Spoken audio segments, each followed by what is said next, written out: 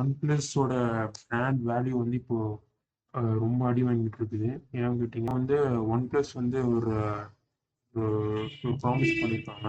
எந்த ஒரு பழைய ஃபோனாக இருந்தாலும் புது ஃபோனாக இருந்தாலும் அதில் வந்து க்ரீன் லைட் இந்த இஷ்யூ ஃபேஸ் பண்ணிங்கன்னா லைஃப் டைம் வாரண்டி கொடுத்துருக்காங்க. ரீப்ளேஸ் பண்ணி தரேன்னு அப்படின்னு சொல்லியிருக்காங்க.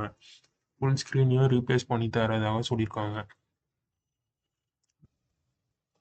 நெக்ஸ்ட் நியூஸ் என்னன்னா ஜெப்டோ வந்து அவங்களோட ஜெப்டோ கெஃபே அந்த இந்த ஒரு ஃபீச்சரை வந்து இப்போ ஒரு தனியாக ஆப்பாக கொண்டு வர போகிறதா சொல்லியிருக்காங்க.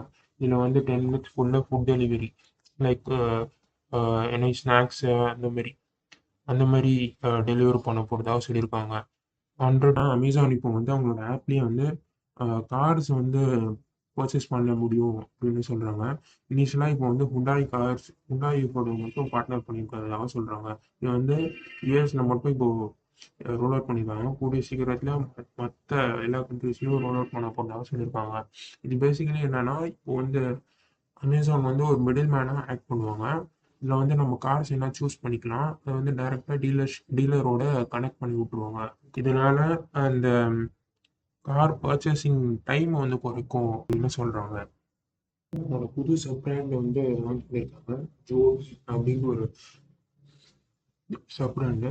இந்த சப் பிராண்ட் கீழே வந்து 3 ஃபோன்ஸ் வந்து நெக்ஸ்ட் இயர் லான்ச் ஆகும்னு சொல்கிறாங்க. இது வந்து 25,000 to 35,000 இருக்கலாம். அந்த அந்த ரேஞ்சுக்குள்ளே இருக்கலாம்னு சொல்கிறாங்க.